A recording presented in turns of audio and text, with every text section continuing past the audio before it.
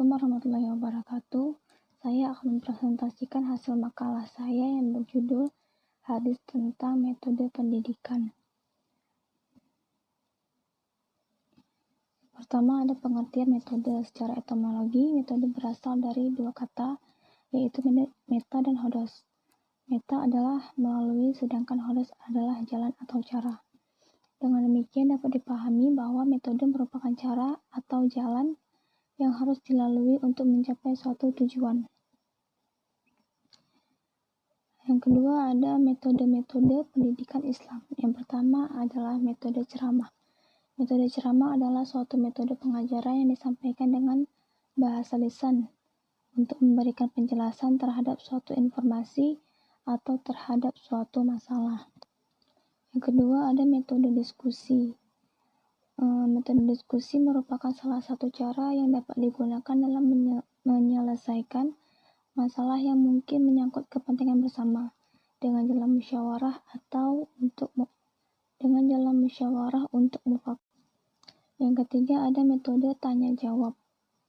Metode tanya jawab ini sendiri ialah metode pembelajaran yang memungkinkan adanya komunikasi langsung antara pendidik dan peserta didik, sehingga komunikasi ini terlihat adanya timbal balik antara guru dan siswa. Tujuan terpenting dari metode tanya jawab ini adalah para guru atau pendidik dapat mengetahui sejauh mana para murid dapat mengerti dan mengungkapkan apa yang telah dicerna.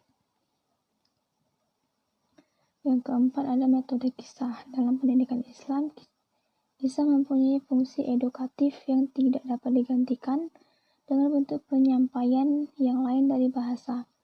Hal ini disebabkan oleh kisah Qurani dan Nabawi memiliki beberapa keistimewaan yang membuatnya mempunyai efek psikologis dan edukatif yang sempurna, rapi, jauh jangkauannya seiring dengan perjalanan zaman. Yang kelima, ada metode perumpamaan.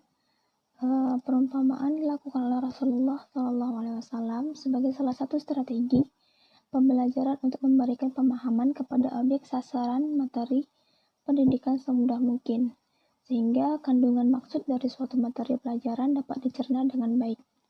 Strategi ini dilakukan dengan cara menyerupakan sesuatu dengan sesuatu lain, mendekati sesuatu yang abstrak dengan yang lebih konkret. Keenam, ada metode peragaan. Metode peragaan ini sekarang lebih dikenal dengan sebutan media pendidikan. Media pendidikan adalah suatu benda yang dapat diindrai, khususnya penglihatan dan pendengaran, baik yang terdapat dalam maupun luar kelas, yang digunakan sebagai alat bantu penghubung dalam pembelajaran. Media pendidikan bertujuan untuk meningkatkan efektivitas belajar siswa.